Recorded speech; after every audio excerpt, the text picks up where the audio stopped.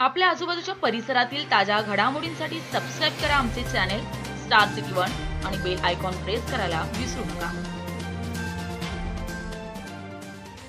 शिवसेना आणि भाजपाची नाही म्हणता युती झाली, मात्र गेल्या 4 वर्षापासून या दोन्ही मित्र पक्षांचे संबंध पाहता युती होणारच नाही असे गृहीत धरून पक्षाच्या हायकमांडनी सोहळ्याची तयारी देखील केली होती। मात्र आता युतीची अधिकृत घोषणा केल्यामुळे ज्या स्थानिक इच्छुकांनी निवडणुकीची तयारी सुरू केली होती ते मात्र तोंडघाशी पडल्याचं चित्र दिसून येत आहे। शिवसेनेचे मावळमधील खासदार श्रीरंग बारणे आणि शिरूरचे खासदार शिवाजीराव आढळराव पाटील यांच्या विरोधात्मक कडवे रान उठवलेले भाजपाचे आमदार लक्ष्मण जगताप आणि भोसरीचे आमदार महेश लांडगे यांची आता मात्र कोंडी झाली असून ते आता काय भूमिका घेणार याकडे मावळ आणि शिरूर लोकसभेचे लक्ष लागले।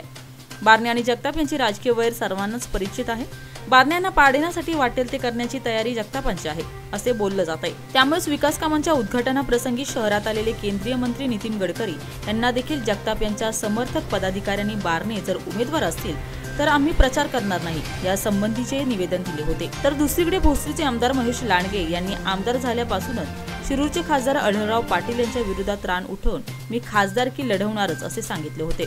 तर भाजपाने देखील यामुळेच आमदार लांडगे यांना सर्व प्रकारची ताकद पुरवली होती। तर लांडगे यांनी आढळरावांना पळता भुई थोडी केली होती व त्यांच्या विरोधात चांगलेच वातावरण तापवले होते। त्यामुळे काही झाले तरी जगताप आणि लांडगे हे लोकसभेचे उमेदवार असतीलच असे वातावरण मतदारांमध्ये तयार झाले होते। मात्र आता शिवसेना आणि भाजपाची युती झाल्यामुळे स्थानिक नेते मंडळी युतीचा धर्म पाळतील का याकडे सर्वांचं लक्ष लागले। तर सध्या तरी बारणे आणि आढळराव यांनी सुटकेचा निश्वास टाकला आहे हे मात्र नक्की। स्टार सिटी वन साठी रेशम अंबादास, पिंपरी चिंचवड।